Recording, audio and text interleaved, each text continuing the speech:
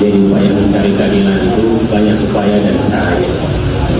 Jadi termasuk tadi yang bertanya tentang restorasi justice, dilakukan upaya mediasi, dan kami siap dari Kementerian HAM untuk memberikan jaminan agar para tujuh tersangka kita lakukan penangguhan. Dan ini kami akan sampaikan secara resmi kepada pihak kepolisian. Saya pikir itu di antara rumah ibadah dan tempat ibadah.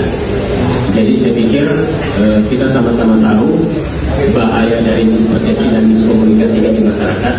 Hanya persoalan kata tempat ibadah dan rumah ibadah, bahkan diperjelaskan oleh Pak Pendeta rumah pembinaan rohani. Jadi ini dua hal yang berbeda. Jadi saya pikir kita ikuti regulasi tentang tempat ibadah, sudah ada aturannya sendiri.